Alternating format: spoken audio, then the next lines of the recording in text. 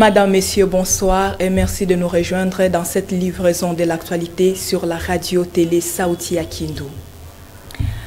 Attendues depuis plusieurs jours, les troupes de forces armées kenyanes arrivent en terre congolaise ce mercredi 2 novembre dans le cadre de la force militaire régionale de la East African Community, EAC en sigle. Ces troupes combattantes viennent rejoindre celles des autres pays membres de cette communauté régionale, conformément aux résolutions des conclaves de chefs d'État de la EAC. Ces troupes ont la mission d'éradiquer les groupes armés qui écument les provinces de l'Est de la RDC.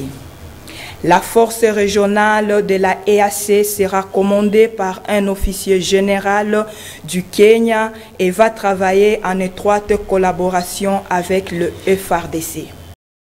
La population en colère a mis feu sur le véhicule de la MONUSCO dans la nuit du lundi au mardi 2 novembre dans le territoire de Nyiragongo. Le refus du contrôle de personnes à bord est la raison de l'incendie de cet engin des Nations Unies. Pas de morts, mais des blessés du côté civil. Suivez les reportages de notre correspondant au Nord Kivu, Germain Chikuru. Les faits se sont passés entre 20h et 21h locales que le convoi de véhicules de contingents indiens de la MONUSCO en provenance de Rutshuru, où se déroulent les affrontements entre les FARDC et les rebelles du M23, soutenus par les Rwandais et l'Ouganda voisins de la République démocratique du Congo. Ne voulant pas passer au contrôle par les éléments des FARDC commis à la barrière de Kanyaruchinya, groupement qui bat dans les territoires de Nyiragongo. Par là, que surgira les disputes entre les deux forces.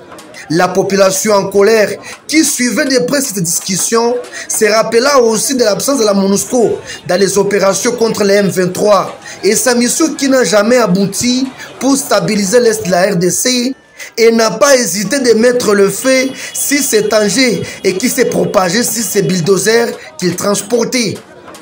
En voulant se venger, ces contingents des Nations Unies ont crépité des balles qui ont blessé des civils, mais pas de pertes en vies humaines. La société civile du Nord Kivu et la communauté Kumu condamnent cette attitude de la MONUSCO face à la population. Ne peut pas vraiment suffire. Le bien serait d'abord de traquer tous ces ennemis-là et les bouter dehors du territoire national et ensuite... La population a voulu contrôler et vérifier ceux qui sont à l'intérieur de ces véhicules. Malheureusement, les éléments de la MONUSCO qui étaient dans ces véhicules ont commencé à tirer des balles. Certes, il semble être vrai que la MONUSCO avait été suspectée de transporter dans ses engins des inconnus qui peuvent être des rebelles ou des matériels. Note la force vive.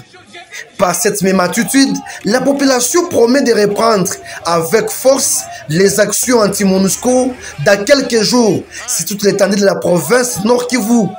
Dossier donc à suivre. Les ambassadeurs de Pays-Bas, du Sénégal et du Canada, en poste en RDC, s'engagent à faire le plaidoyer non seulement à la communauté internationale, mais aussi au gouvernement congolais sur la situation sécuritaire qui prévaut en Ituri. Une situation marquée par plusieurs avancées notables. Ces diplomates l'ont fait savoir le lundi 31 octobre 2022 à l'issue d'une audience avec le gouverneur militaire de l'Ituri. Suivez ces reportages. Les avancées sécuritaires enregistrées en Ituri sous l'état de siège, saluées par 3 ambassadeurs accrédités en RDC, à savoir celui des Pays-Bas, du Canada et du Sénégal. Cependant, ces diplomates qui ont échangé avec le gouverneur militaire de l'Ituri dans la soirée du lundi promettent d'être l'interprète fidèle auprès de toutes les instances pour que la paix soit complètement rétablie dans cette partie du pays. On est sorti avec de l'espoir. On a vu quelqu'un de très engagé et qui vraiment, à travers les discussions qu'on a eues, il y a de l'espoir. Donc, il nous a expliqué en fait que au-delà des apparences, la violence est en train de s'estomper et que ça ne reste que dans certaines poches, notamment autour des mines. Mais d'une façon générale, les communautés ont commencé à se parler. Et ça, c'est une très très bonne chose. Parce qu'il y a beaucoup de narratives sur un tout petit peu la communauté internationale qui a lâché le Congo. C'est encore une fois pour vous dire non. Nous sommes vraiment préoccupés par ce qui se passe ici et nous ferons tout ce qui est à notre pouvoir donc, pour que cette situation, on en sorte le plus rapidement possible. D'avoir 3 ambassadeurs qui sont là en Ituri, ça est aussi pour montrer notre engagement en tant que communauté internationale. De tous les continents, nous sommes venus pour montrer notre engagement et de discuter avec la population, de voir comment ça va, parce que ça a duré trop longtemps, le conflit, et on a besoin de la paix. On est ici pour vous dire qu'on est avec vous. Pour sa part, le numéro 1 de la province de l'Ituri, le lieutenant-général Lubuyanka Choma Johnny, salue cette visite porteuse d'espoir pour cette province. Pour moi, un grand plaisir, surtout un réconfort au nom du peuple iturien. Je tiens vraiment à remercier parce que vous savez qu'avec tout ce qu'il y a comme manipulation, tout ce qu'on dit de l'Ituri, on ne pouvait pas s'imaginer qu'aujourd'hui on pouvait voir des grands ambassadeurs ici chez nous. Et surtout aussi la CPI qui a permis qu'aujourd'hui il y ait, n'est-ce pas, cette visite-là et pour qu'on puisse aussi échanger davantage sur les réparations, voir comment est-ce que les populations peuvent vivre en cohésion. Signalons que l'agenda de cette délégation en Ituri prévoit plusieurs activités, notamment la rencontre avec des victimes des atrocités commises par certains groupes armés de la région dans le cadre du fonds au profit des victimes, une manière de trouver réparation. Après les réponses pertinentes du Premier ministre Sama Lukonde aux préoccupations des élus du peuple, le budget 2023 jugé recevable par une majorité écrasante de députés nationaux. Le projet de loi de finances pour l'exercice 2023 a été jugé recevable par l'Assemblée nationale à l'issue d'un vote massif des élus du peuple. Il a été envoyé à la commission ECOFIN pour toilettage.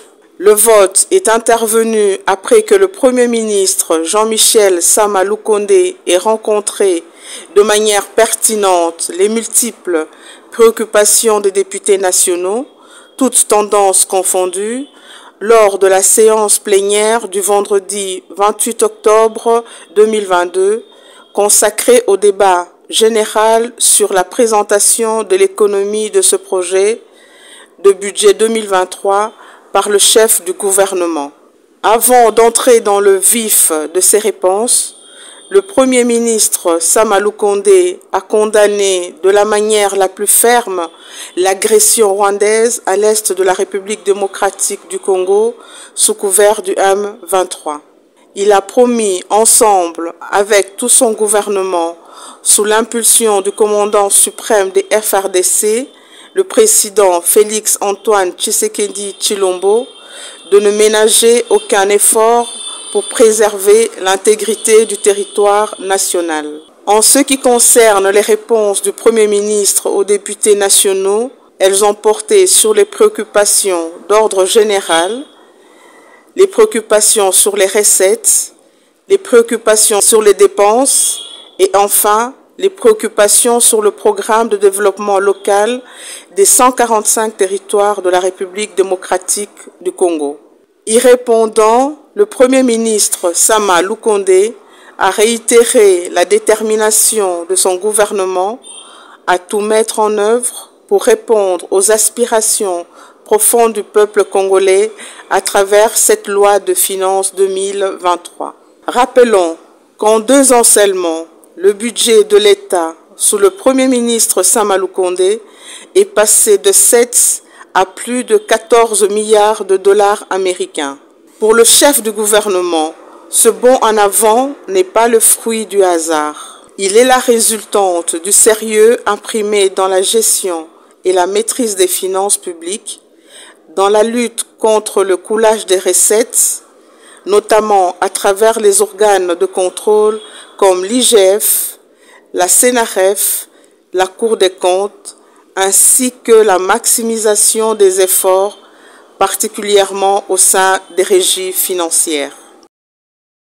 La haute cour militaire siégeant au degré d'appel a rendu lundi 31 octobre 2022 son verdict dans l'affaire opposant le ministère public et partie civile au prévenu lieutenant-colonel Wangu Eugène.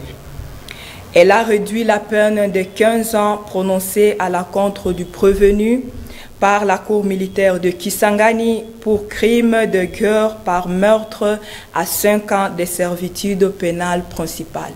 Reportage de notre correspondant à Kinshasa, Sylvain Kapombo.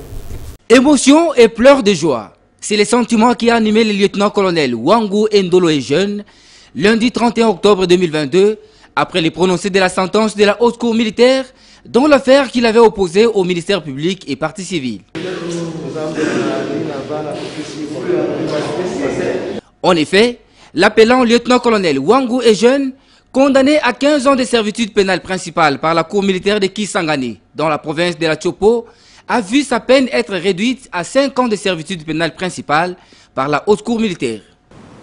Disqualifie les infractions de crimes de guerre par meurtre, par pillage et par torture en incitation des militaires à commettre des actes contraires au devoir et à la discipline et en torture.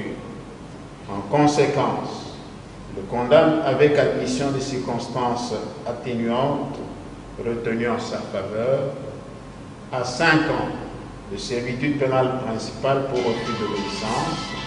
Ces jugements de la haute cour, il faut le dire, donnent lieu à la libération du prévenu, qui a déjà passé 5 ans en prison depuis sa condamnation par le premier juge. Il faut rappeler que le lieutenant-colonel Wangu Eugène a été poursuivi pour 6 infractions, à savoir extorsion, crime de guerre par meurtre, pillage et torture, refus d'obéissance, violation des consignes, outrage envers son supérieur, détournement d'armes et munitions de guerre. Fin de ce journal, Madame, Messieurs, merci de l'avoir suivi. Nous vous fixons rendez-vous à la prochaine édition.